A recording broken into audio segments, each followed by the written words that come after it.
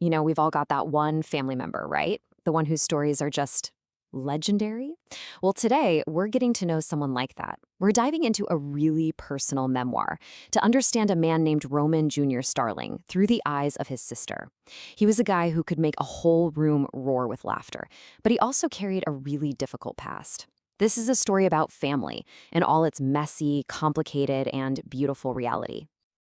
And this is where the author starts, not with a date, not with a biography, but with this. This one single powerful image, it's a memory so real you can almost smell the cigarette smoke and hear the low hum of a late-night talk. This is the Junior she chooses to remember first. So let's start there too. Let's meet that version of Junior first, the one his sister absolutely cherished. This wasn't the man defined by his troubles. No, this was the magnetic, hilarious storyteller who truly came alive in their mother's kitchen. I mean, this was Junior in his element. He was a total night owl, right? He'd show up around 11 p.m., just when things were quieting down, and suddenly, the night would spark back to life. He was a master prankster, always getting his brother gassed in. But really, the magic was in his stories. His laugh was just infectious. He could have the whole family hanging on his every word for hours. And the heart of all of this, it was Mama's kitchen. Seriously, this wasn't just a room with a stove, it was the family's command center. There was always food on the table, a constant open invitation for anyone to just show up, sit down, and connect. It was their sanctuary. Okay, but that warm, funny man at the kitchen table, that wasn't the whole story. And to really understand Junior, his sister tells us we have to go back. We have to look at the man he used to be, a man shaped by something a lot darker. And here it is, laid out so clearly. It's like two different people. The man with that incredible, infectious laugh also had an uncontrollable temper. The storyteller, who brought everyone so much joy, was, for years, a young husband who expected total obedience. This is the central conflict of his life, right? These two sides that his sister had to somehow hold together.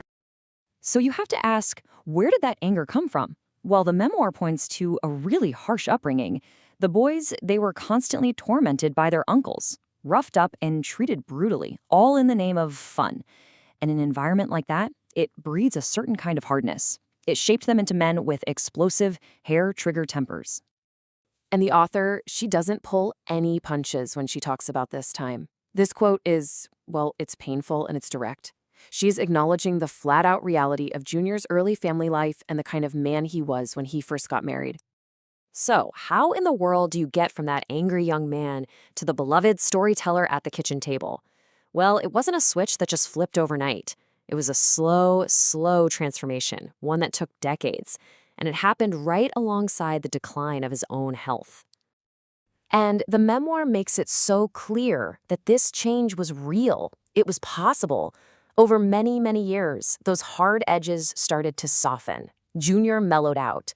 He eventually became the good, kind husband that his wife, Gaynell, had always deserved. It was a long road, for sure, but he got there.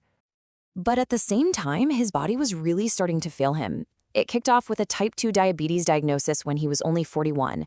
That, plus a lifelong smoking habit, led to just devastating heart problems. He had to have open-heart surgery, and then just 5 years later, he needed another one.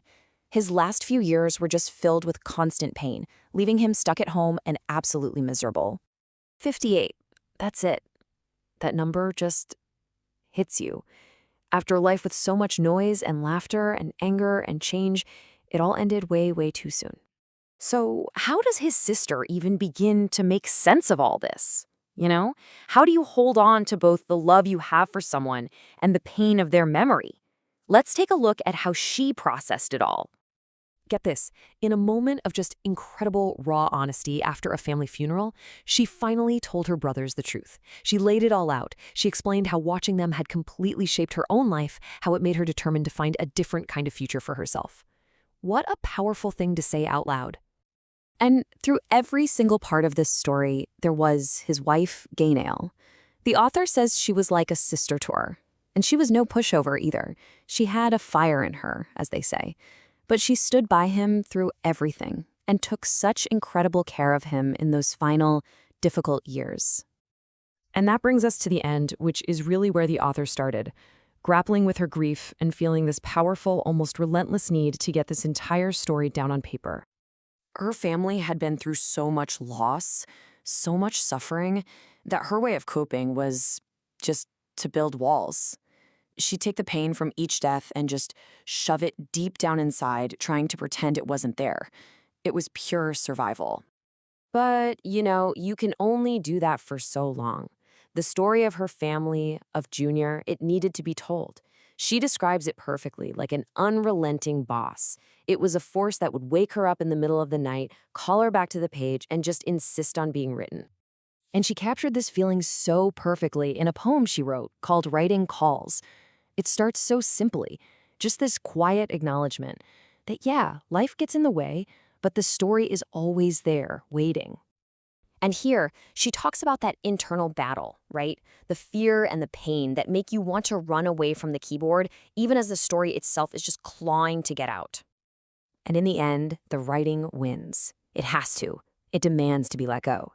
And so she finds herself back at the page, finally ready to let it all out. The good, the bad, the laughter, the anger, the love, the loss. Letting the story finally have its say. And that kind of leaves us with this big question, doesn't it?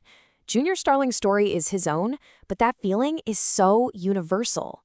How do we make peace with the complicated truths of the people we love?